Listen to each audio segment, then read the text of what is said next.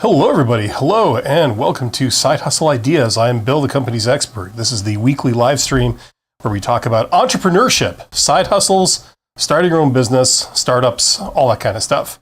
If you are in the market to do a side hustle, you are someone who wants to tack on an income stream of some kind. Maybe that's what got you intrigued by the idea, or you're just interested in entrepreneurship because it's awesome. You are in the right place. This is an interactive live stream, so get in the chat. You should see a chat box somewhere near my face if you are watching this on a device of some kind.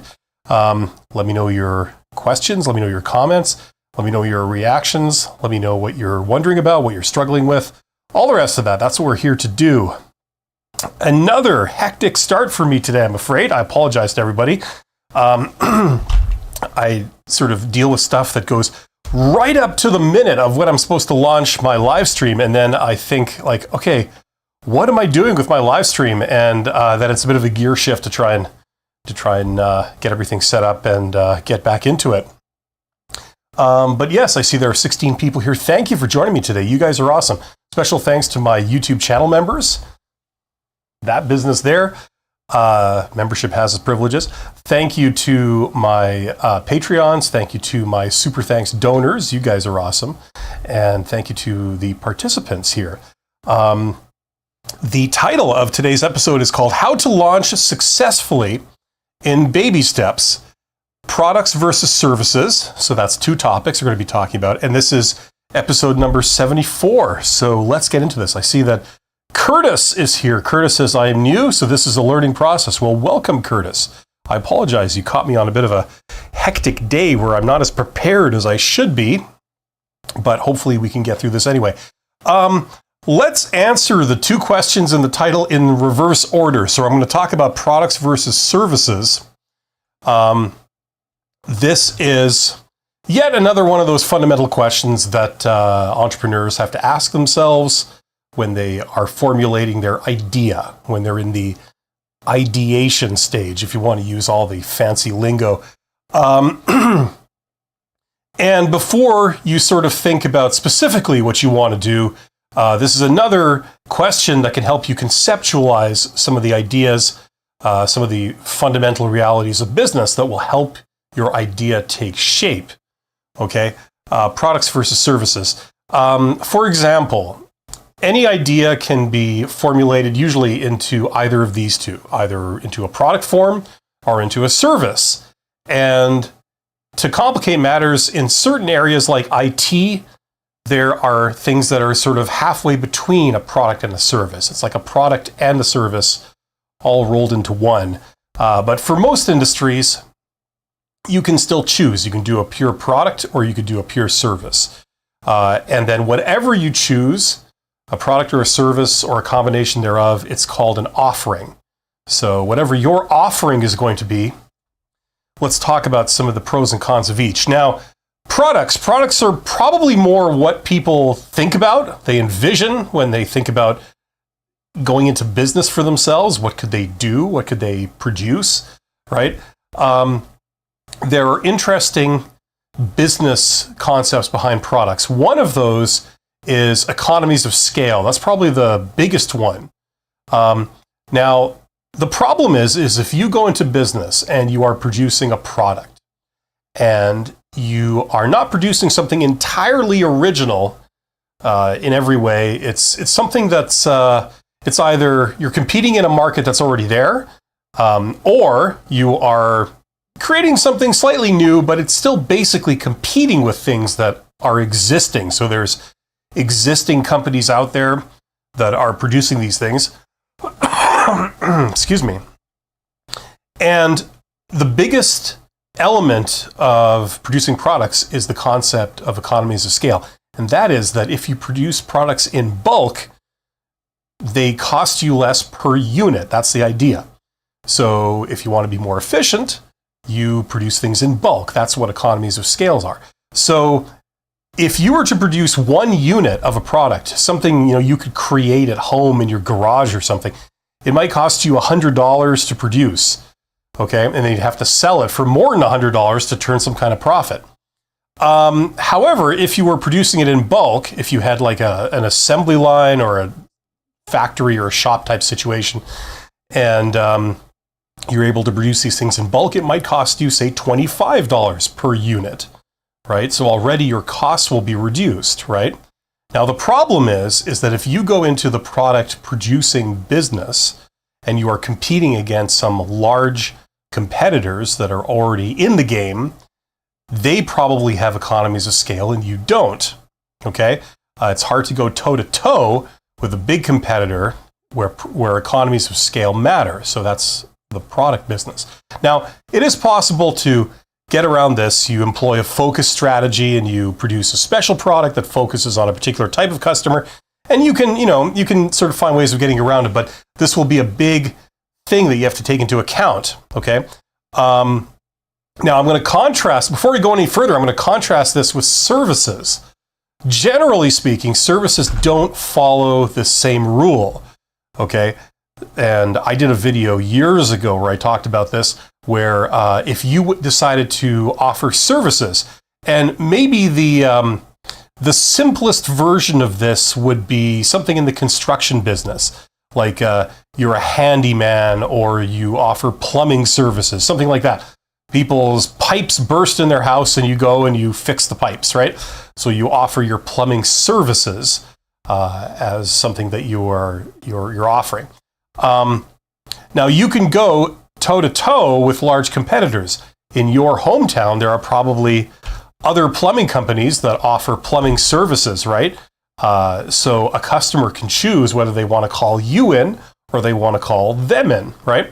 Now, all things being equal, in the services game, economies of scale don't really play as big of a factor. Either they don't exist, or if they do exist, their effects are dramatically reduced. For example, a plumber that shows up at somebody's house, whether they work for a large multinational or they're a one-person company, their cost structure is going to be almost the same. They still have to have some kind of vehicle to get them there.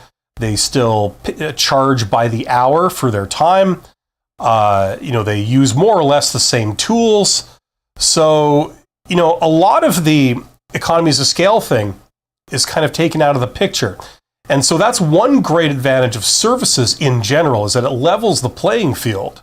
You can offer your services and they can offer your services, and your cost structure is going to be pretty similar.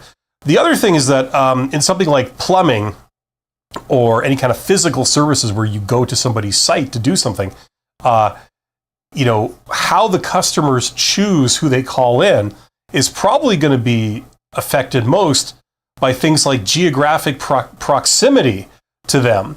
So if you are located in a part of your hometown, maybe you have a strategic advantage for the people that are located near you, the potential customers there, because you can get there in 2 minutes, whereas the large plumbing conglomerate, they're coming from downtown or something like that. So services can really level the playing field in many ways, and you're not dealing with economies of scale like you would be if you're producing a product. So that's one thing to consider when you're talking about these different things. That's what I have to say about that. That's probably a good overview. Let's get into the chat. Curtis is here. He says, I'm new to this. Yeah, I already read that. So congratulations, Curtis. You're finally here. What took you so long? Hopefully you're getting something out of this. Gabriel is here. Well, hello to Gabriel. Devanshu says, I am an MBA and I agree. Okay, good. The Perfect Network Engineer says, good evening, sir. It's Subhajit from India. Thank you for being my inspiration. Well, thank you very much for that high praise. It's always good when you're somebody's inspiration. If you guys have any questions, feel free to get in the chat, because contrary to what the title suggests, I really don't have too much of an agenda of what to talk about. I'm here kind of doing this off the top of my head. So what I really like is when people get in the chat box and they start giving me questions and things like this. That gives me something to react to. Okay, so that's the most important element of services versus products as a concept. You can make both of these work potentially in different situations, or you can fail at both depending on the situation. But there's some subtle differences between them.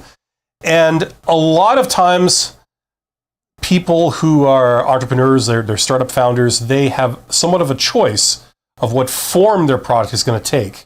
Okay, if you have skills in, say, the IT area, say you're a systems admin type, you have a choice. You could maybe offer your services as like a troubleshooter or of some kind and provide services, or you could create a product. You could create like a diagnostic tool or something that you then sell or partner with, like a tech company or an IT services company to get out there. So, I mean, your contribution can take more than one form, and that's why it's very important to think through what form it could take and what would be the wisest choice.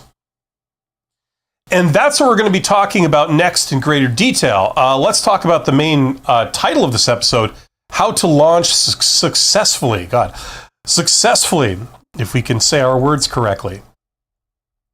Now, here's something that I've advocated for a very long time. I spent several years not only as an entrepreneur, but also advising startup founders and small business owners. I still do a little bit of that today, actually, on the consulting side. But, the question is, if you have an idea and you want to make money at it, what form should the idea take? Because you usually can think of many different expressions of the same concept.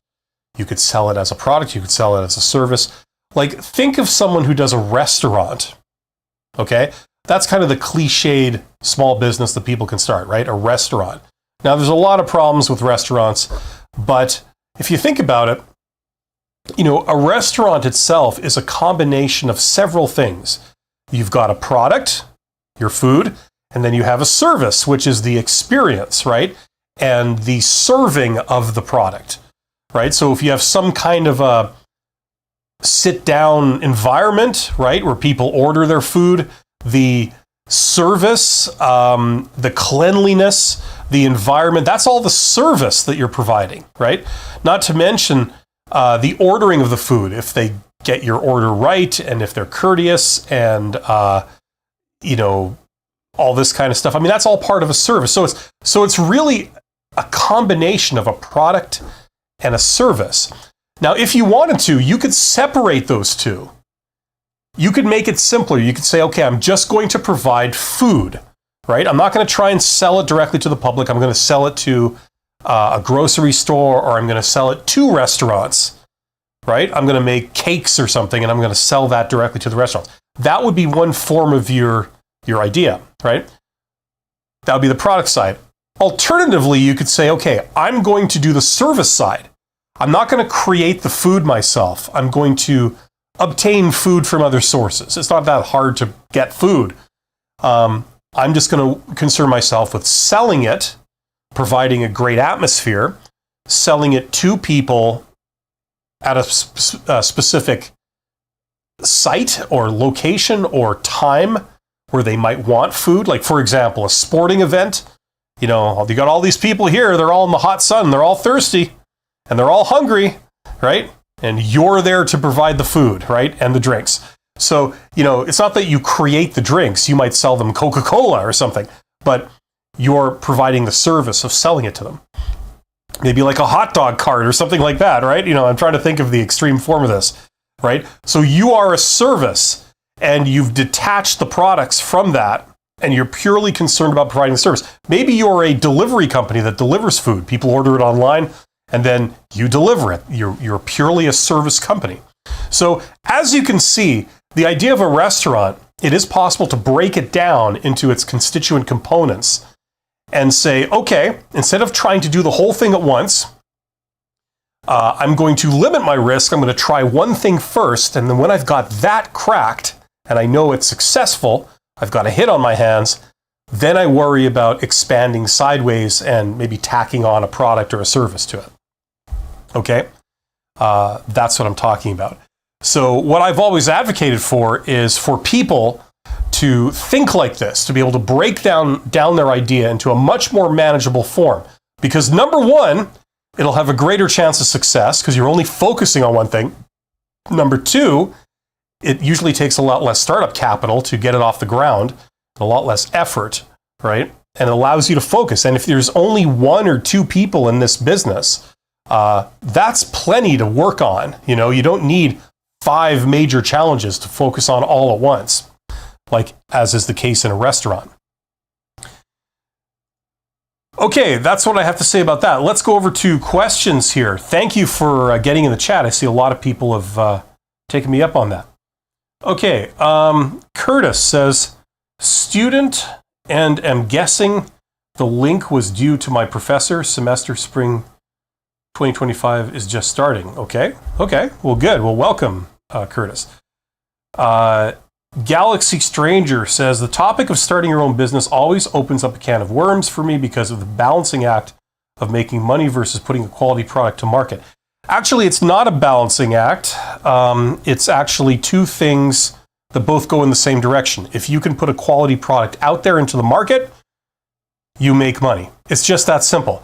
The question, though, is that who gets to decide what a quality product is? The catch is that it's not you. A quality product is something that's a quality product. Oh, good God. A quality product in the minds of your potential customers. They get to decide what a quality product is, not you. You see, quality takes on a new meaning. Usually in big business, when we talk about quality, usually we're talking about things like Six Sigma and Lean and all those quality initiatives, ISO 9000, all those quality initiatives where quality means adherence to a specification, right? Defects and whatnot. We're not talking about that. Quality means how good your product is. And there's a marketing metric called customer relative perceived quality. This is the thing that's all important. It's if you gave your customers a piece of paper and you said, okay, write down your top 10 companies that supply this.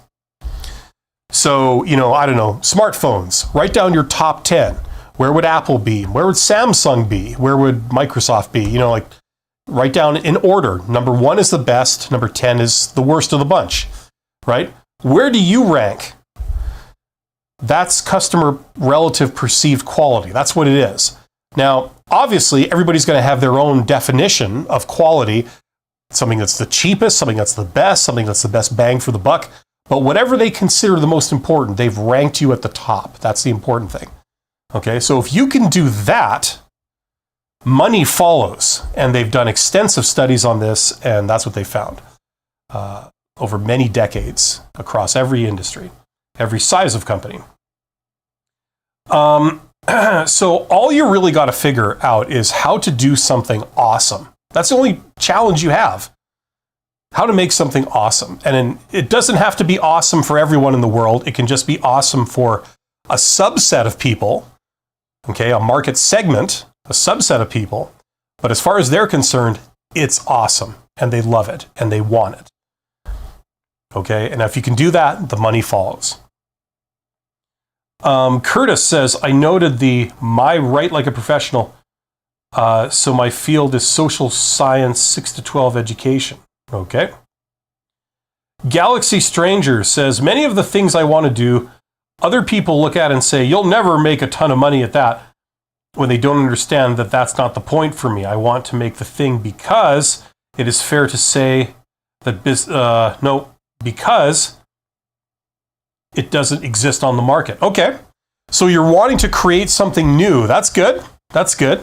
Now, what you're doing, okay, you may not realize this, is creating something new is actually sort of the heavyweight championship, the challenge of business. It's like one of the hardest challenges out there because it's easier to get into an existing market, generally speaking, than it is to create a new one. You see, when you create something new, one of the big problems is that you have to educate people on what it is and why they need it and why they should pay for it, right? And educating people is pretty damn expensive. That's the problem. Now, hypothetically, if you could create something that's new, but as soon as people saw it, they went, oh my God, I need that. I know exactly what that does, and I know that I need that. If you could create something like that, that could be huge. The problem is that that's one of the biggest challenges in all of business. Okay? Doesn't mean it can't be done. It can be done. It's just that it's a harder challenge than, say, creating something that's already out there, just getting your little piece of the pie, right? So, for example, someone that, like I said in the opening, someone who sells soft drinks at a sporting event. Is that original? No. Is that new and exciting? Does that require a ton of innovation? No. But maybe they notice that there's these sporting events. Maybe there's Little League baseball or some thing that's kind of overlooked. It's not a major sporting event that's going on in your hometown. They notice that, hey, there's a lot of people there, and the sun is hot, and the day is long, and they're hungry, and they're thirsty, and they really, these people seem to have a lot of money, or at least enough money to buy food when they feel like it. So, maybe if there was someone that was selling food and drinks there, maybe they'd make some money, right? And they decide to set up shop and meet that need. Now, that's not as big of a challenge, but that can usually make you some money quicker. And the reason it can is because it's a known thing. You're not having to write the rule book on how it works. It's already been there. Because people have done it before, you kind of know that it's a thing, you know how it works. And if you don't know those things, you can certainly find out easily enough because a lot of other people know them. That's the advantage of coming into something that's not quite so original. But an original thing, the advantages are that if you strike gold, then you clean up, right? But it's a bigger challenge because you're writing the rule book and your market doesn't even know that they want that. Right? You go back 200 years and try to explain to people, well, like here, this little canister I've got, this is a drink.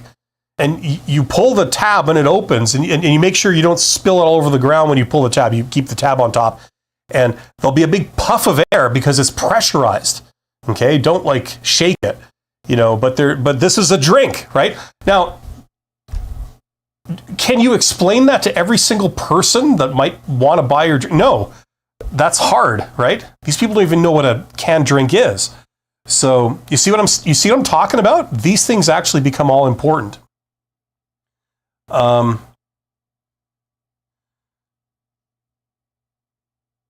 the best way, by the way, Galaxy Stranger, the best way to prove these naysayers wrong is to go out and do it, right? You're always going to get people saying, don't bother, you'll never succeed, right? Well, just forget about them. They might have a point or they might not. Let's go out and find out, okay? I wonder if there's a really cheap and easy way that you could test this in the real world. Wouldn't that be good? Well, there is.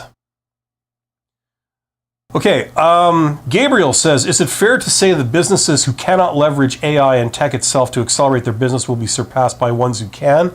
No, it's not fair to say that. That is true partially. So for some industries, for some businesses, yes, absolutely. For other businesses, no. AI isn't at a point yet where it affects that particular industry or that particular business model. It's not this thing that just changes absolutely everything overnight. It doesn't work like that. We may get there, okay? Maybe if you combine AI with robotics, right? Or drones or something, like drones and robots, they're out doing things autonomously, driven by AI, maybe it would affect that business. For example, I worked for, I think 8 years or something. When I first came out of university, when I was in my 20s, I went into the railroad. The railroad runs trains. They've been running trains for well over 100 years. They'll probably be running trains for maybe 100 years more, certainly the next 50 years. You know, even if you discovered something right now that made a train obsolete, it would take a while for it to propagate out and you know, make a transition. So for at least the next 50 years, those trains are going to be running. The track is already laid. There's no other way of getting those goods where they're going. Any alternatives are nowhere near as cost effective.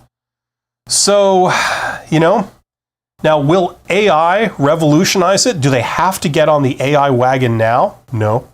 None of the players are.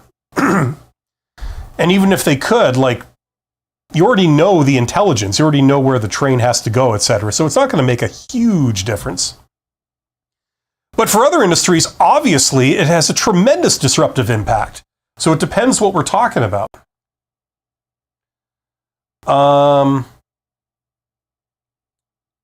Galaxy Development says, or Galaxy Stranger says, I'm a software developer, not necessarily.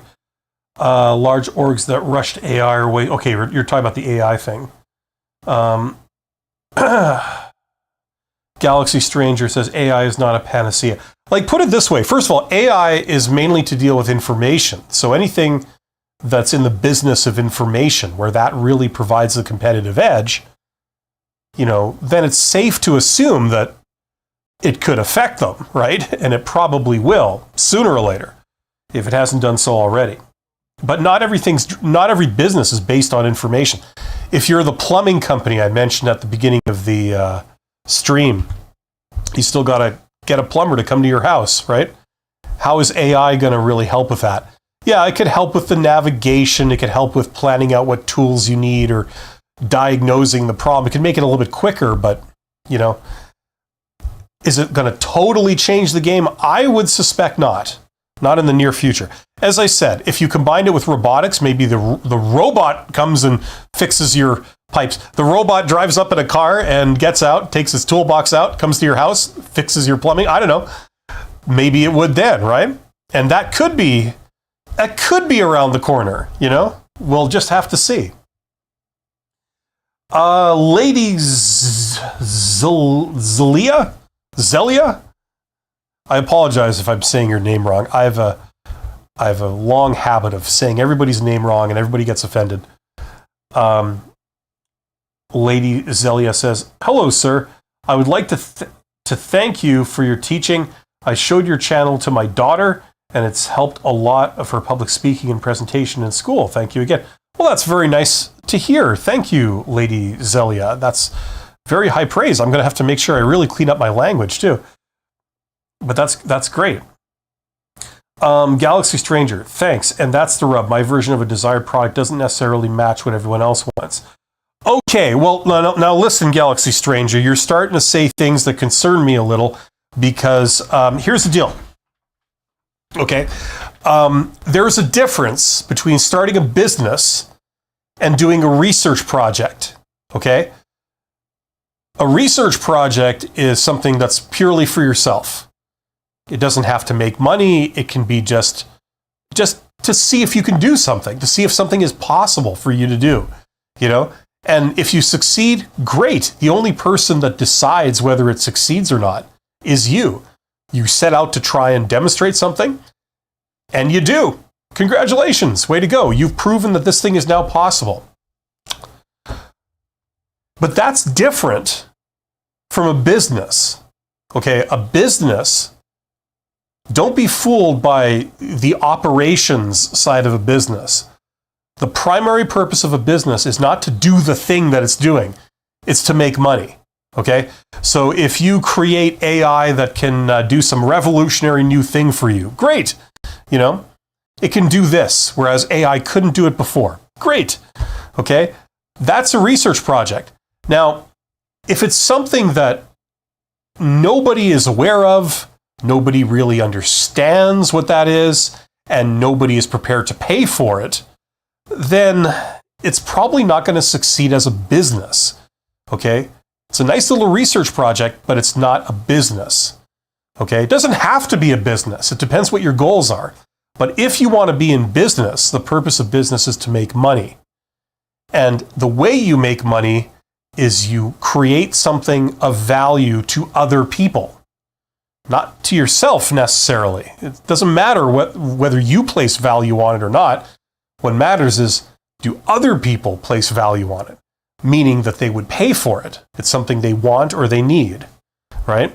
So that becomes the primary consideration of a business, okay? So if you want to do a thing and you want to be a business, you're going to have to pay attention to whether other people are aware of it, understand it, and want it, okay? That's pretty damn important, okay? And as I say, whatever your goals are, like you can do whatever you want, and that's fine. You don't have to do one or the other. I'm just saying, if you want to be in business, that's what a business is. So don't lose sight of that. Now, if you can use this wonderful new thing you've created to speed something up or to create something of value that you couldn't get before, or to do it easier than you could do it before, or to do it more reliably than you could do it before, or to do it in a way that's more portable and more robust than you could do it before, right?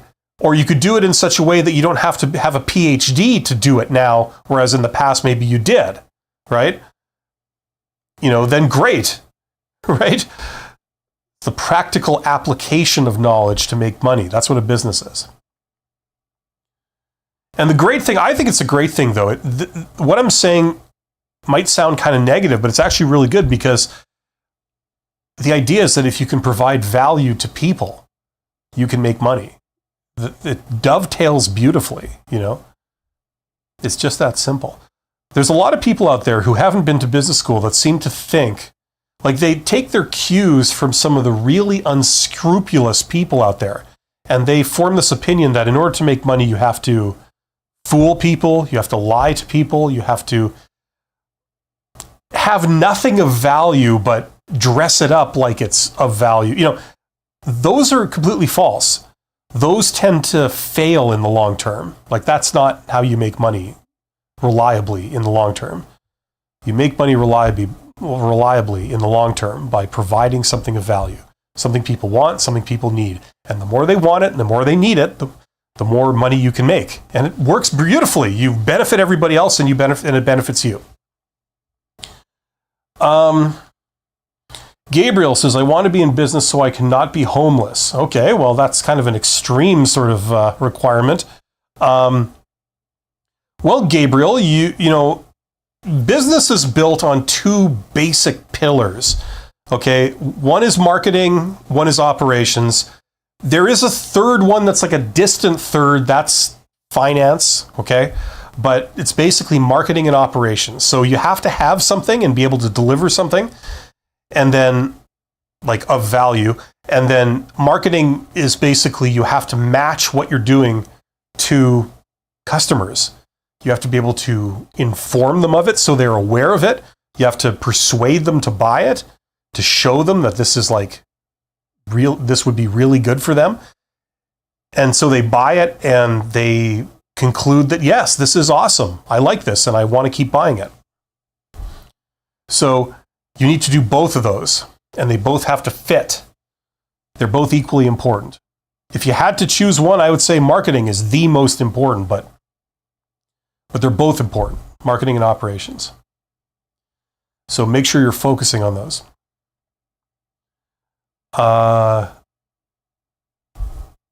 Galaxy Stranger says, gotcha, I needed someone to clarify these things. They are important. Yes.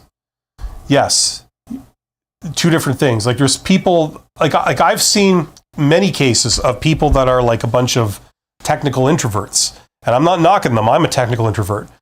And they're in business to solve some technical problem, to like create something that you can solve some technical challenge. And that's great.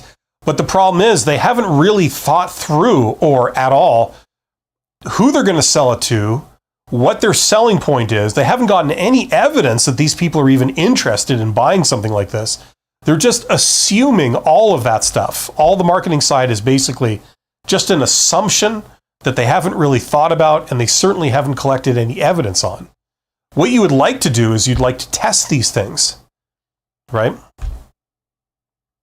And a great way to do it is to go and physically hang out with the people that you want to be your customers. Get to know how they think, what they care about, how they respond to different things, what they place value on, what they don't place value on. Get to know those things. And then as you learn those, you incorporate that into the offering that you're creating. Omar says, hi, I am from Iraq and we have an electric power infrastructure problem and we rely on generators most of the time from private generator owners. The market just started to offer solar energy and I wonder if that is a good opportunity to enter this market. Where you put this in the frame of the discussion. Okay, so in order to know that, in order to be able to answer that, you would have to get a lot of answers, okay? In order to get those answers, you would first have to learn about how it's done now. So wouldn't it be great if you could get like a job for 6 months in one of these generator rental companies? And during that time, you got to see everything on the inside of that company, how it's run, who are their customers, what their selling point is, what all their price points are, what are the services they offer and products, where it could expand. You sat down with the owner, they explained their strategic plan of where the growth opportunities are. You got to know the customers. Maybe there's industrial customers, not just members of the public, like consumers, but companies. That's probably where the bulk of their business is coming from. You're providing generators to businesses, and they're not just getting one little one at a time. They're getting like 10 big ones at a time for 3 months at a time or something. You know what I mean? And you're learning about that, and you're learning about their contacts in those industrial customers and who the person is to talk to and why that person bought from this company instead of another company. Wouldn't it be great to know all of that? That's the kind of information you need to know.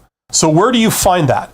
Well, a great tool is being able to do informational interviews. Go and talk to these people and go and just say I'd love to get your expert opinion on this industry or something. Say that to the owner, send them a note, and then sometimes they'll meet with you, sometimes they won't, but that's okay. Of all the different people in the game, you can reach out to a few hundred people and some of them will say, sure, let's talk. And you can go and you can sit down with them for like an hour and you could ask them all these questions and get them to explain the business to you, why they do, what they think about different things, right? And you're going to internalize all of that, right? Now, in the process, there could be opportunities for you to work for these people, either as an employee or a contractor or a partner, depending on what you can do. Now, all this might be temporary, okay? I understand that your long-term goal is to be in business for yourself doing this, okay? But in order to learn what you need to know to succeed in that business, you might have to get on the inside of these companies. You might have to work with these people, right? That's how you learn how everything works. And once you learn how everything works, making money is easy. You know exactly what to say to exactly which person at exactly what time, right? So it's a journey to get knowledge. That's the thing. If you knew how all that stuff worked, this would be easy. It wouldn't be a challenge. What makes it a challenge is you not knowing any of that stuff, or certainly a lot of it, I'm assuming. Okay, so that's what you got to do. Now, sometimes you can do it with informational interviews. Sometimes it requires other things. You got to go, like I said a moment ago, hang out with your potential customers. Where are they? Go get to know them. Go see how they think, where they're looking, what's important to them, all that kind of stuff. It requires you to take on a lot of extroverted type qualities, okay, to do this, right? But that's how you learn what to do. Then when you produce something and you put it in front of these people, you know who to put it in front of, and you also know exactly how they think, what they care about, So the thing that you've created, that you presented them with, caters to all of that stuff, right? You don't produce what you kind of feel like doing anyway, and then at the end when it doesn't sell, then you realize, oh, maybe I should pay attention to what these people think, and then you go back to the drawing board and redo the whole thing. That's a very inefficient way of doing it. You've got to put the marketing stuff first. Now, if you're young and you don't know anything about this business because you've never worked in it, maybe get a job in it for 6 months. I know it sounds weird, but 6 months working in the company to learn everything, and then you come out and then you do your own business. Something like that. Does that make sense? Hopefully that helps. Galaxy Stranger says, yeah, marketing the product is big. Now remember, marketing is not sales. Sales is like, you're given a product, you're given promotional material, you're given like a description of who you need to go talk to, which people, and then you're given what to say, and then you go do it, right? That's like sales, right? Marketing is different. Marketing is finding out who would be interested, why would they be interested, what would they be interested in, what do they care about, what would you have to say to them to make them interested? Like, it's answering those questions. Okay, that's what marketing is. It's not sales. Sales is technically a tiny subset of marketing, but marketing is far more than just sales. It's answering those questions, and it will shape your entire product. Should you make tiny generators that a single person can carry in their hand? Or should you make tiny generators that are maybe twice that size, right, that can fit in the back of a pickup truck? Which one do your customers want? Like, let's start with that, Or bigger generators, something that, has like a 4 horsepower motor in it or something, you know what I mean? Like, these are big questions. Like, let's start with those. And then we'll worry about who would you sell it to and then how you would sell it. What are they looking for in terms of cost? How do they normally pay? Is it all up front? Is it in installments? If they don't pay in installments, but they have your generator, then what do you do? Lots of questions, right? You got to get answers to these, and working inside of a company that's doing this is like a shortcut to getting answers for all of those things. You also make a ton of networking connections inside that business in the process. Galaxy Stranger says, technical introvert equals me. Yeah, well, listen, the great thing about technical introverts is that they tend to be smart, and they tend to be very focused, and they tend to have good ideas. The weakness of technical introverts in general is that marketing is usually not their strong suit. They're not used to thinking in those terms. But with your abilities, you probably can. And if you can find marketing activities that you find enjoyable, like going and hanging out with people that know all the stuff you like, usually you have to go out and hang out with a bunch of technical introverts. The only difference is they're working for a generator company or something, right? So that might not be the worst thing in the world. If you're a technical introvert, you get to talk to, technicians and engineers and people like that. It's not awful, but it's just kind of an alien type thing to you, So what I'd recommend is you tune into marketing. Now, if you want to learn what marketing is, I got to take this opportunity just to everybody. I have a course. I created this course for entrepreneurs. I have an MBA myself, so I created something called the $100 MBA, where you learn everything in an MBA program, which is the gold standard of how to learn business. Technically, it equips you, it qualifies you to be a general manager. That's what an MBA is. So in my course, it's the best bang for the buck ever, because what you do is you get a reading list of all these textbooks. And I didn't write the books. These are the books that are used in programs like Harvard Business School in their MBA program. So you're getting the same material that people are learning in really high-end programs. The catch is that you have to learn it yourself. This is self-study. So you read the material yourself, and I regard that as a strength, because you can go at your own pace. If you just want to skim it, you can. If you want to go really in depth, you can.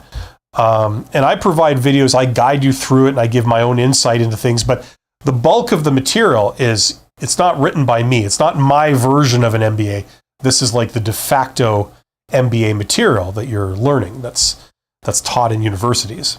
So if that is kind of what you're looking for, check out the link in the description box under this video. But yeah, if you want to learn business, that's the resource I created for that. So I'd encourage you to check that out. There's a lot of people that jump into business that don't understand business. It's like trying to be an actor, but you've never been to drama school. Now, people are going to point out that there's been a few actors like that, they've never been to drama school, they never learned how to act, but they're big movie stars now because they're just so damn talented that, and they got lucky. So yes, you can do that, but the vast majority of people who make it as actors, usually they know how to act and they've gone to acting school, to drama school. So do you need drama school? It's usually a good idea if you want to be an actor. Do you need an MBA if you want to be in business? Do you need to know business if you want to be in business? Usually yes. The odds are much greater of you succeeding if you actually understand business rather than just trying to jump in thinking you know it all.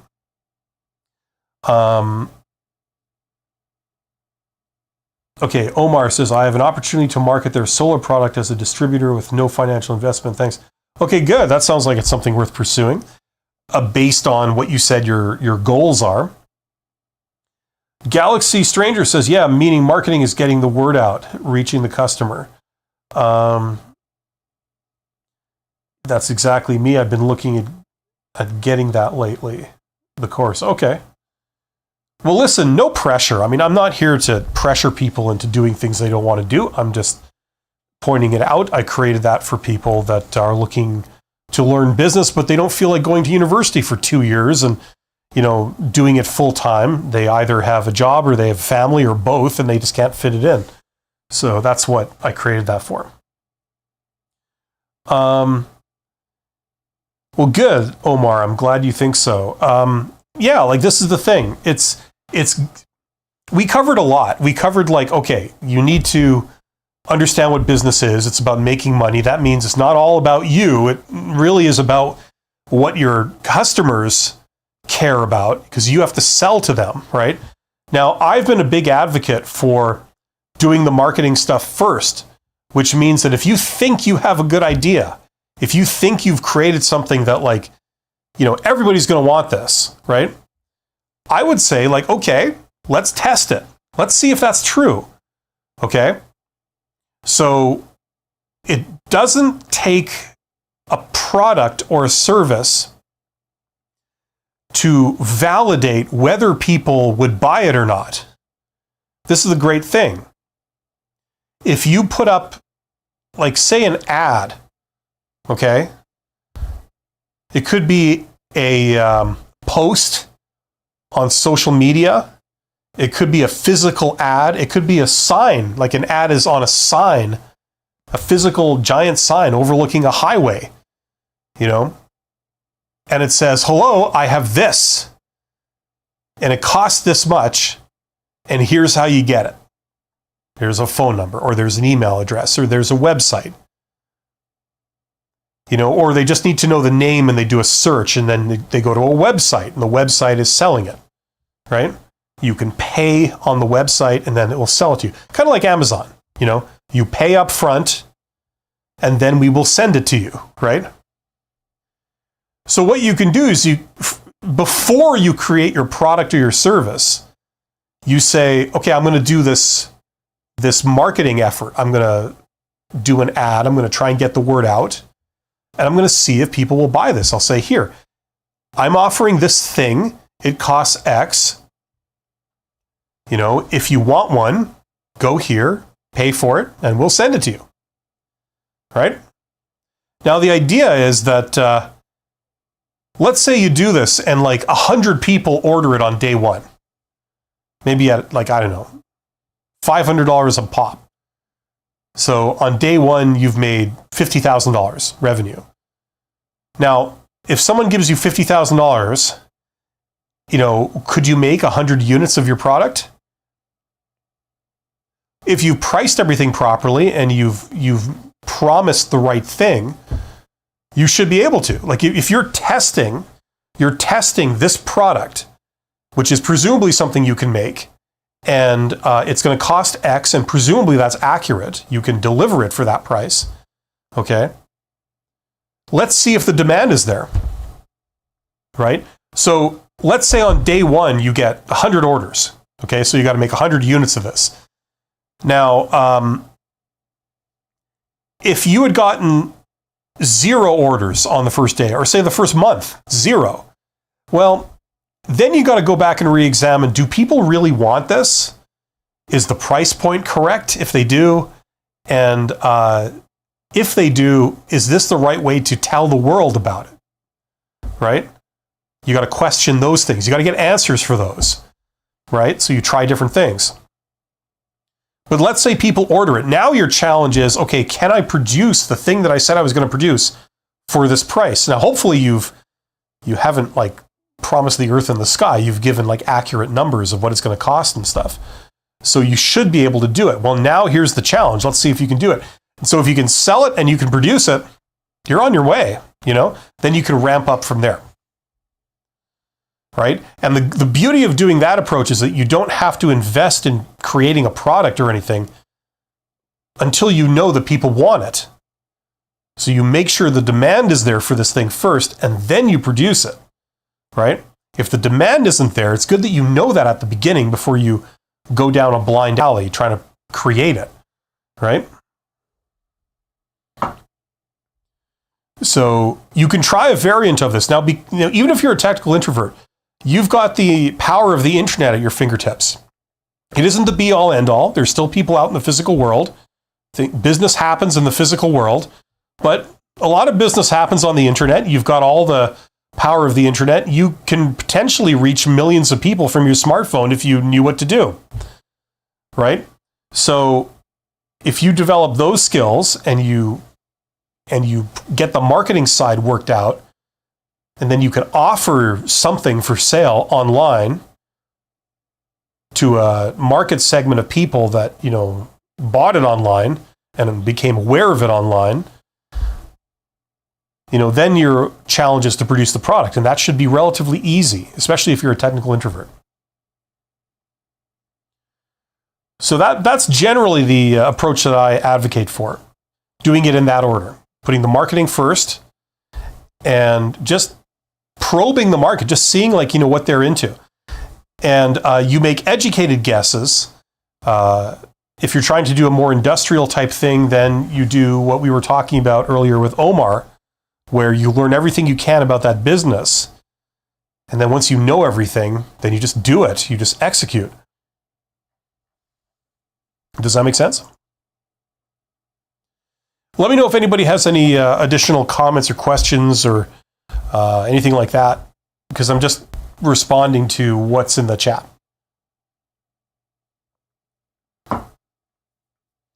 Also, later this afternoon, I have another live stream. I've got a collaboration with another YouTuber called Abby from the YouTube channel Life Work Balance. Not work-life balance, life-work balance. And we've done a few of these. We're going to be discussing some employment-related thing this afternoon in about 1 hour. So check that out if you're into that. So let me know if you guys have any more questions. I am just responding to questions. So, and I've reached the end of the chat. So if there's nothing else, then I'll probably end up winding this down. There are 25 people here. Thank you for being here. Hopefully you're getting something out of this. Galaxy Stranger says, saw your collab the other day. It was great. Is there a way to get you on the phone for half an hour? Unfortunately, I don't do like consultation with just individuals. I do consulting for businesses and things as my kind of main bread and butter. But I mean, if you have a question, just like the way I sort of answer questions and stuff is on live streams.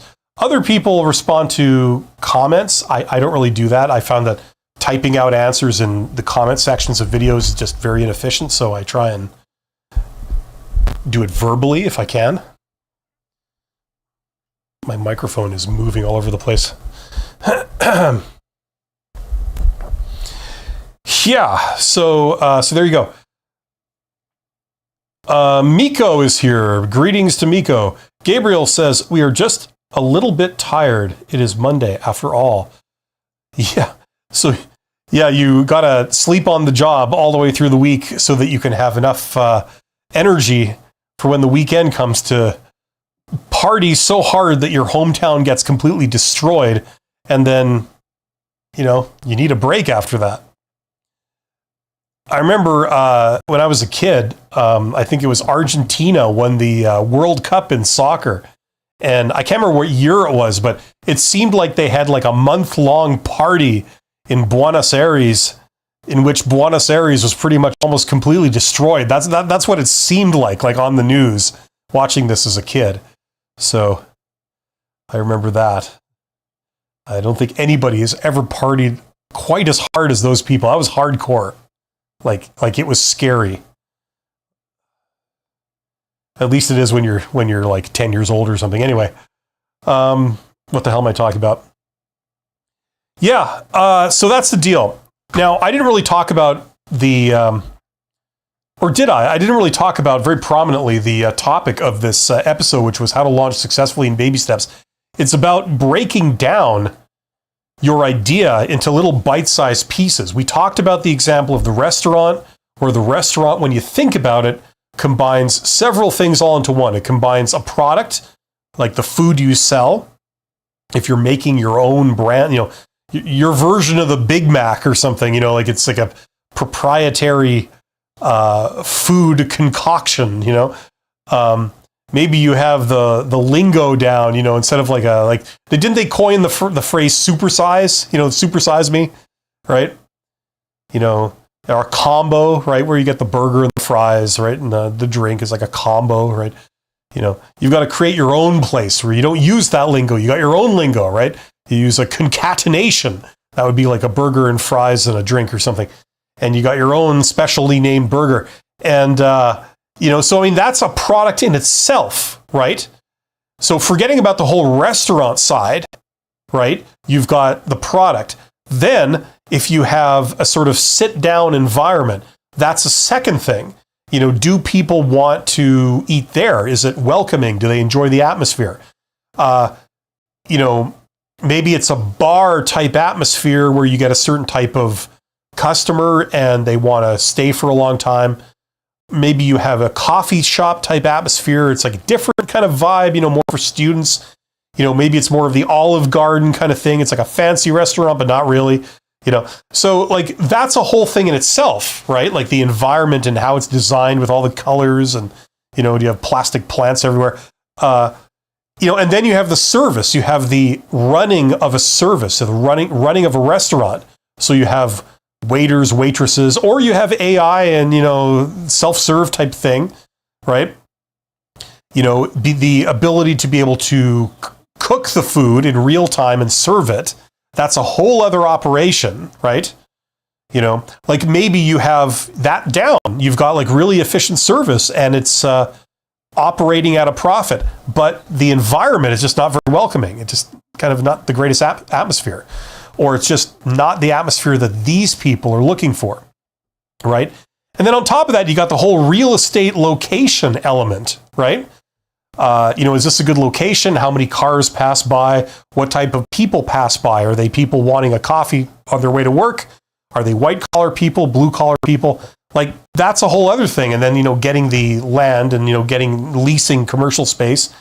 That's a whole other thing. So you've got several distinct problems there. And you've got to sort of be an expert at all of them.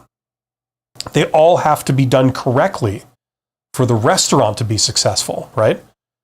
So what I'm saying is that that's typical of a lot of startup ideas. People, they launch this thing that's like a combination of several elements. And what I feel they should have done would be to focus on one of those first.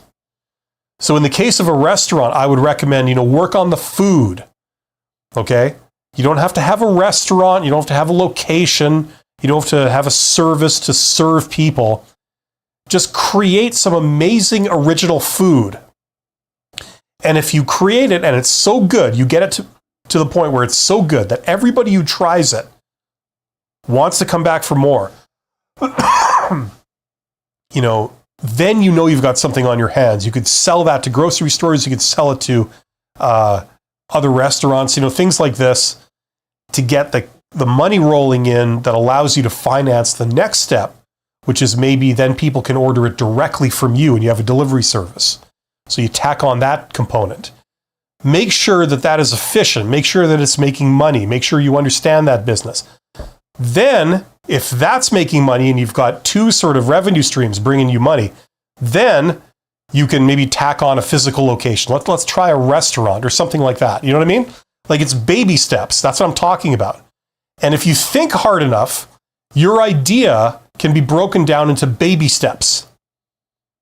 Okay, Omar was talking about a generator rental service, if I understood that correctly. Something like that. You could break that down.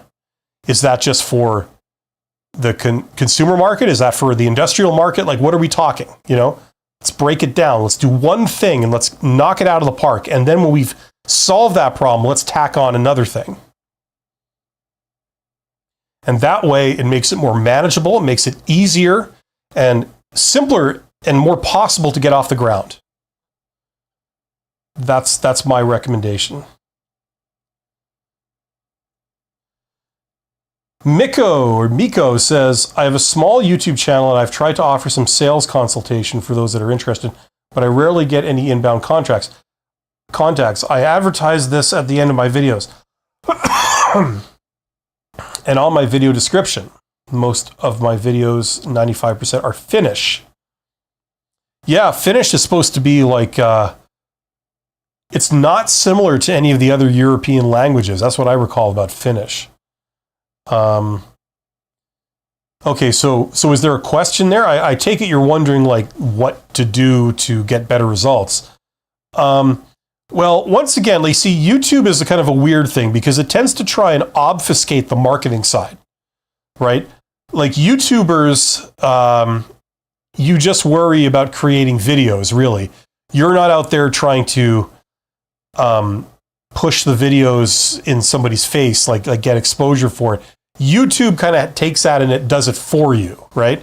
It says, no, don't worry about that. We'll handle that part of it, right? And then we'll give you money at the end, We'll match you up to viewers. We'll match you up to advertisers. You leave all that to us. You just concern yourself with the operation side, making the videos, right? So,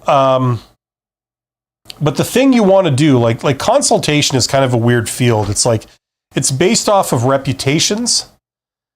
There's a lot of people out there giving advice. How do you know who's good and who's not, Because popular doesn't always equate to good advice.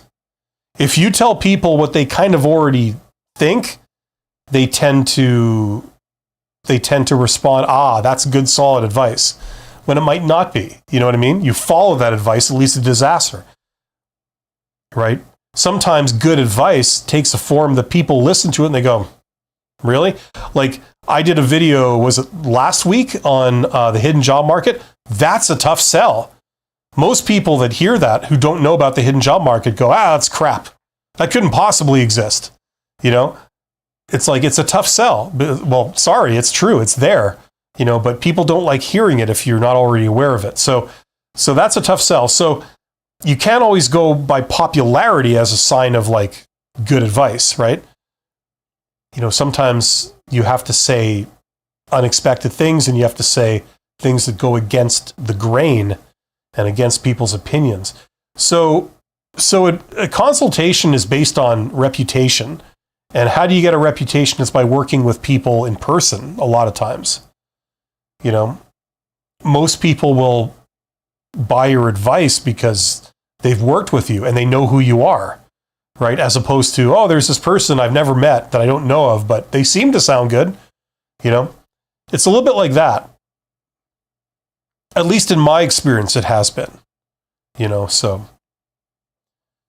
But you figure it out, Miko. I mean, I know that sounds kind of unhelpful, but It's like you're trying to do a business model where you're convincing people to go a step further and buy your stuff.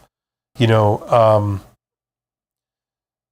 what I mean? It's like, for example, like I'm like, as you can see on the screen there, I'm selling courses. Now, it's like, who's going to buy those courses? I mean, there's a million courses out there on how to get hired. There's a million courses out there on how to learn business, and there's a million courses out there on how to improve your communication skills. Why would you buy mine? Presumably, you like my YouTube channel. You kind of agree with a lot of things I say and my style of doing things. Presumably that's it.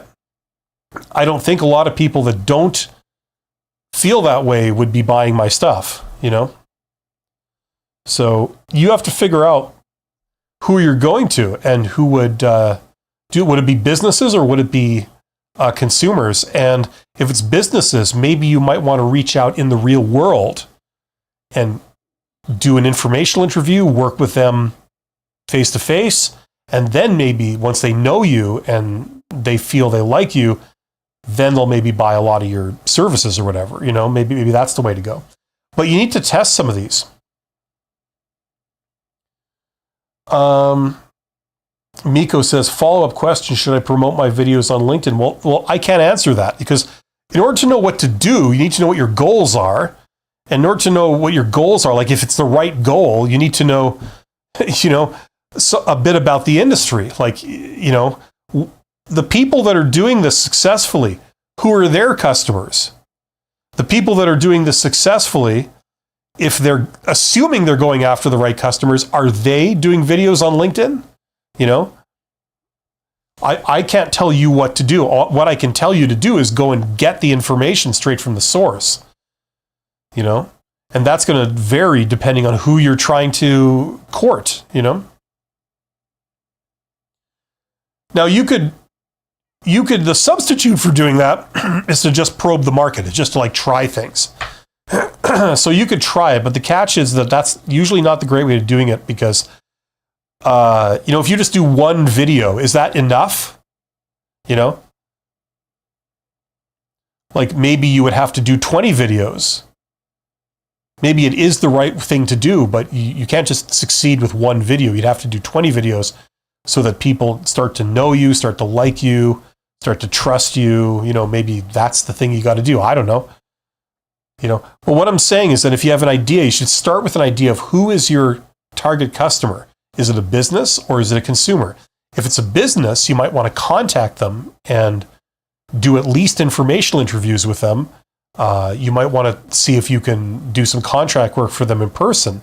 And then forevermore, they will regard you as a known quantity, and maybe they'll hire you as a consultant on an ongoing basis. I don't know. But these are all possibilities. You've got to go out and get information on the market and refine your goals. And once your goals are down, then you'll know kind of what to do about them.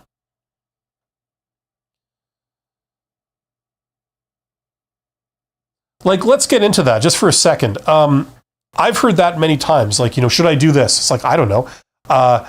Now, some people, like, how are you supposed to know what the right thing to do is if you're just starting out, if you have no information?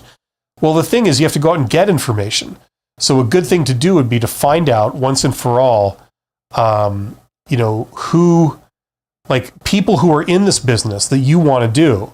Presumably, you're not creating a new business. You're getting into a business that already exists. What do those people do? The ones that are doing it successfully.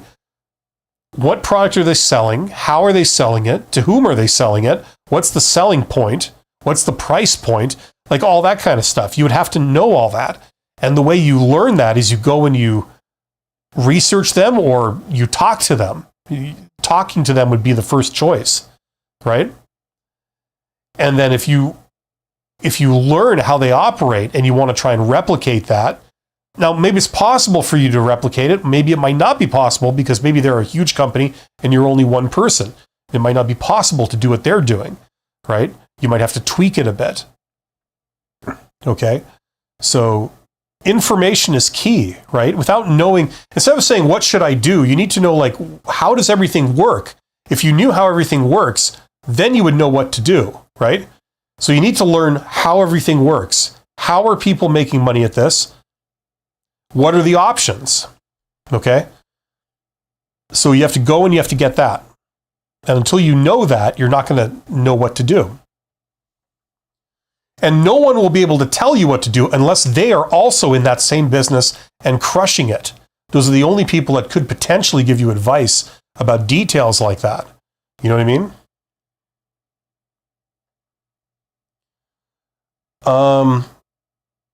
Janice says, hello, I took part in 2 job interviews in different companies. Okay, we're talking about job offers now. Okay, no problem, Janice. This is a live stream where we talk about entrepreneurship and business. So wanted to share this. Okay.